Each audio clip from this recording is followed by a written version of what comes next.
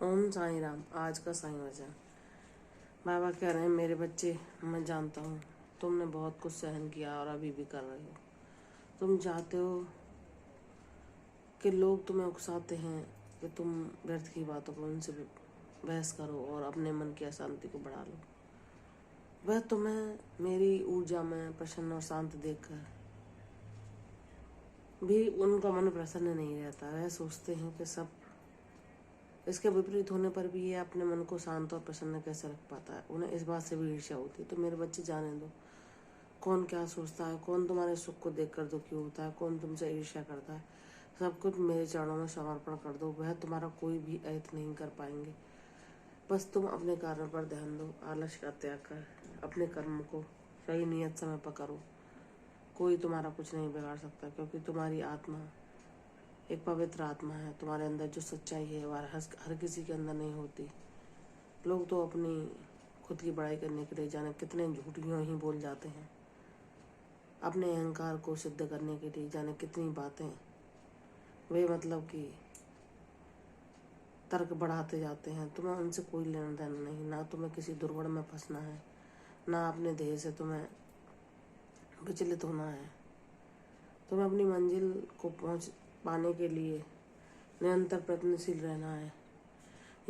यह तभी संभव होगा जब तुम साईं साईं का जाप करो। कितनी भी रुकावटें, कितनी भी मुसीबतें तुम्हारे मार्ग में क्यों ना आ जाए, तुम्हारा बाबा है तुम्हारा रक्षक। तुम्हें हर मुसीबत से बाहर निकालने के लिए, तुम्हें हर उलझन का हल प्रदान करने के लिए। तो मेरे बच्चे, जब तुमने सब कुछ मेरे चरणों में समर्पण कर दिया है, तो इस दुनिया की बातों को देखकर दुखी क्यों होते हो? अपने मन को क्यों उदास करते हो? क्यों व्यथित होते हो जब तुम्हें लोग दुख पहुंचाने की कोशिश करते हैं? जाने दो, वह उनका कर्म है, तुम्हारा नहीं। वह जो कर रहे हैं उनके लिए माफ़ कर दो उनको, क्योंकि तुम बाबा के बच्चे हो। तुम्हें वह नहीं करना। हमारे हजारों जन्म ऐसे ही चले जाते हैं इन्हीं अहंकार दुर्गुणों के बीच में फंसे फंसे।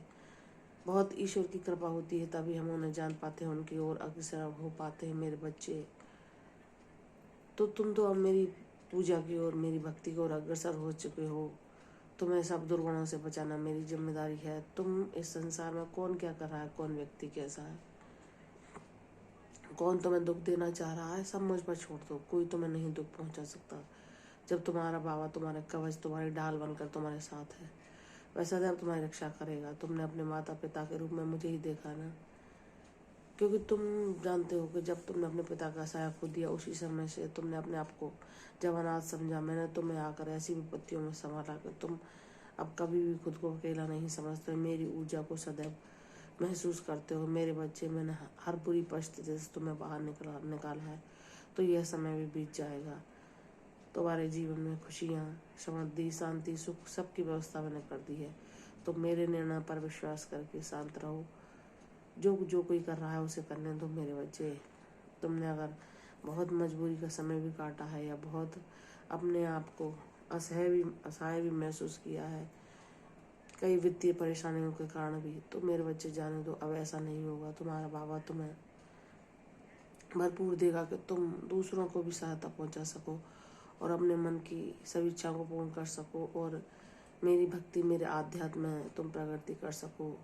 तुम सेवा भाव को और अधिक बढ़ा सको। मैं सब तुम्हारे लिए व्यवस्था कर रहा हूँ। इसलिए मेरे बच्चे, दूसरों की बातें, दूसरों के करे हुए कार्यों को ना देखो, दूसरों की बातों से अपने मन को दुखी ना करो। तुम मेरे बच्चे हो, तुम सर्वोत्तम हो। तुम्हारा जन्म एक उद्देश्य के लिए हुआ है, जो मैं ही तुमसे पूर्ण कराऊंगा। प्रसन्न रहो, कोई तुम्हारा कुछ नहीं बिगाड़ सकता। मैं सदैव तुम्हारे साथ था और सदैव तुम्हारे साथ रहूंगा। तुम्हारा कल्याण होगा, यशस्वी हो। कल फिर आऊंगी साईं वचन के साथ। तब तक के लिए ओम साईं राम।